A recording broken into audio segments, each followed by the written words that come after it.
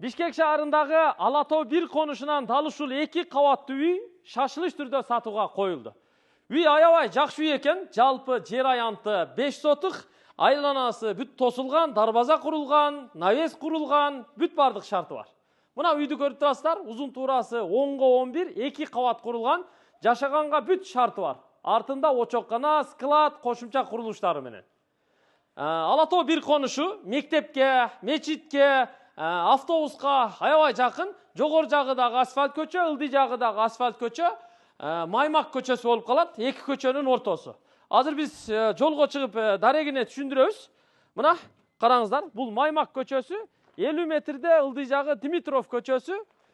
Бул жагы ушу чоң трасса жактан келет. Ал жерден бери бурулган деле Маймак көчөсү 64 болуп калат. Дарбазасы курулган, айланасын тоскон дубалдардын дагы ичи сырты, үйдүн дагы ичи сырты бүт травертин менен жасалган. Бул жагы 200 метрде Ала Тоонун чоң көчөсүнөн мектеп тараптан ылдый түшүп келет. Маймак көчөсү 64. Газ, суу, свет бүт бардыгы бар. Жүрүңүздөр. Азыр ушул үйдү сиздерге кыска тааныштырып беребиз. Мына киргенде эле үйдүн алды чоң навес. Үйдүн алдына бир 4-5 уна кенен батат. Брусчатка басылган. Оң тарапта болсо бактарак, гүл бакча, огород. Бул жерге дагы ушу майда дарактар эгилген.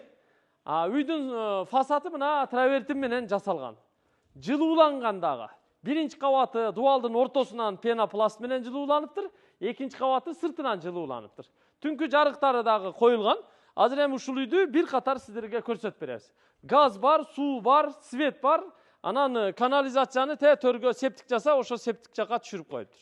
3 фаза электр тогун дагы тартып киргизип койгон. Себеби бул жагында атайын чакан бөлмө куруп, тигүү цехин дагы ачкан экен да. Бисмилла. Үйгө кирели дагы бир катар сиздерге тааныштырып берели. Келиңиздерчи. Так, биринчи бөлмө. Киргенде дализ, бут чечме бөлмө болот. Андан кийин экинчи эшикти ачып киргенде бул коридор, төрү холл. Чекеден көрсөтүп беребиз сиздерге, келиңиздер. Киргенде эле мына төргө чейин келе турган болсок, бул жер холл. Диван коюлган, парда илинген, килем салынган, эмерек коюлган, телевизор илинген. Мында болсо бүт үйдүн тиешелүү документтери. Кызыл китеби бар, техпаспорту бар, бул жакта болсо архитектуралык документтери бар, бүт бардыгы бар экен. Мынакей. Документальный бардыгы. Дуал бүт обой, потолок натяжной, люстра, лампалар илинген. Ал эми оң жактагы бул эшиктен туугандар, бул жакка киргенде котельный, газ котелы коюлган. Атайын витринный холодильник койгон. Анан аркага тапчанга чыкса болот. Бул жагы аябай сонун экен да туугандар. Көрдүңүздөр? Ушу тапчанга чуркап чыгып кирип эле жашай берсе болот экен да. Андан сырткары бул жакка өткөнгө чейин мына сырткы эшиктен киргенде сол тарапта ванна бар экендигин көрсөтүп коелу. Ванна, күзгү раковина, кир жуучу машина жайгашкан. Бул жакта болсо ажатканасы мына. Атайын унитаз коюлган, жанында раковинасы менен. Көрдүңүздөр, Эми бул жака келиңиздер. Бул арка эшиктен өткөндө төрүндө тепкич бар. Сол тарапка киргенде мына ашканасы. Ашкананын ички аянты аябай кенен. Бул жагы эмерек аянты болгон үчүн астын кафелдеген.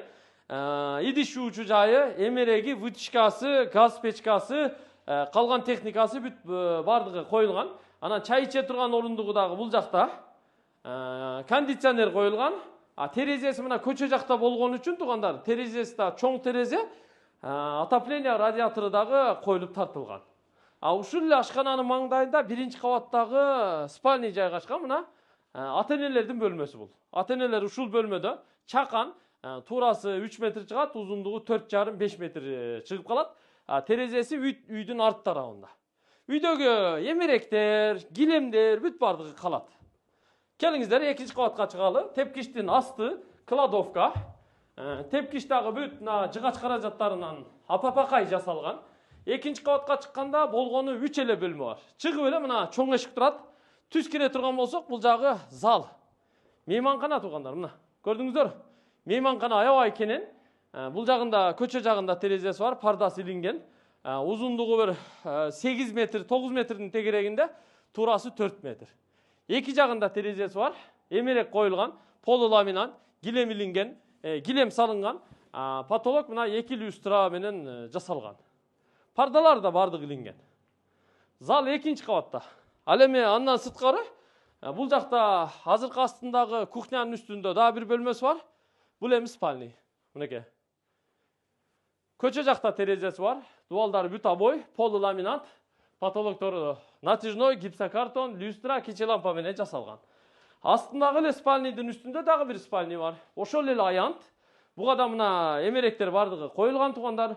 Буну менимче алып кетсе керек, себеби келин себи окшойт. Терезеси мына тоо тарапта жайгашкан. Ачык түстө жасалган туугандар, полуламинат. Эшиктер болсо дал ушундай ак эшиктерден коюлуптур. Азыр эми үйдүн артына ашканасына, очокканасына өтүп, очокканасын дагы көрсөтүп коелу. Үйдү туугандар $210,000 сатууга койду. Баасыны дагы бир жолу айтып коеюн. $210,000 кеми бар. $210,000 кеми бар. Азыр бул жагына чыгабыз. Азыр үйдүн артындагы баягы биринчи көрсөткөн эшиктен чыктык. Тепкичтери да бүт кафелденип жасалыптыр. Үйдүн фасады травертин дагы бир жолу кайталап айтам. Анан асты болсо кафел менен кооздолуп жасалган. Үйдүн артына навеске чыкканда эле мына атайын көрүп турасыздар, тапчан сөрү жасаган. Бул жагында текчеси бар экен, бүт ошо банкалар тизилиптир. Бул жакта болсо мына очокканасы, көрдүңүздөр? Очоккана, 2 чоң казан, 1 орто казан койгон, газдарыны да киргизген, нар жагы склад болуп эсептелинет. Бул жакта болсо кошумча дагы үйдүн бул жагы бош турган үчүн кыздарга атайын тигүү цехин ачып берип койгон экен. Тигүү цехин ачып, мына көрүп турасыздар, тигүү машиналары менен, текчелери менен, жарыктары менен бардыгыны ушу тигүү цехине даярдап жасаган экен да. Анча-мынча заказдарды алып, ушул бөлмөдө кыздар тапчанга кирип чыгып эле, очоккана жакта тамагын ичип, ушинтип иштей беришкен экен да. Азыр эми үйдү шашылыш түрдө сатып, мындай чаканыраак үй алгысы келип атыптыр. Үйдүн ээси ачыгын айтканда, себеби балдар бардыгы чоңоюп өзү менен өзү болгон.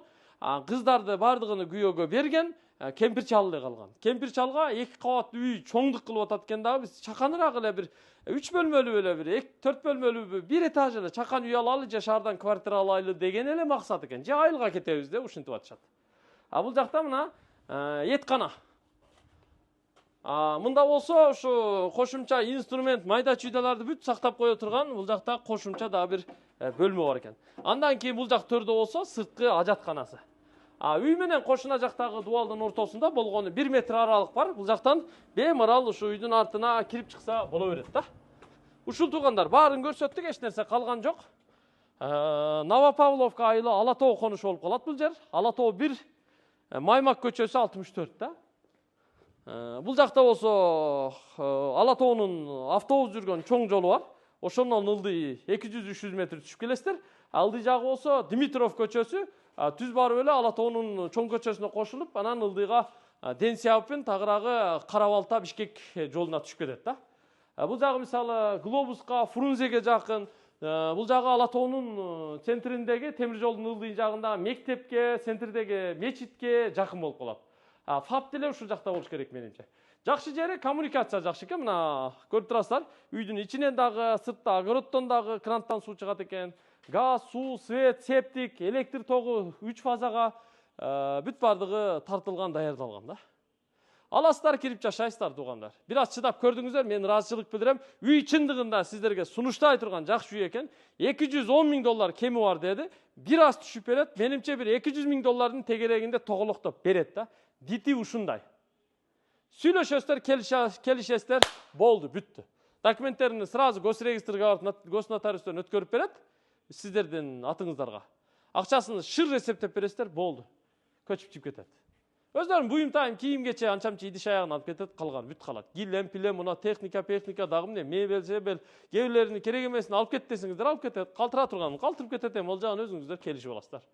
Ушул туугандар, бизде болгонун болгондой көрсөтмөй. Болгонун болгондой көрсөттүк туугандар. Үй негизи сиздерге жакшы эле үй экен. Сонун үй экен туугандар. Пай-пай эле экен. Аласыздар, жашайсыздар. Көрүшкөнчө, ассаламу алейкум. Жыйынтыктайбыз.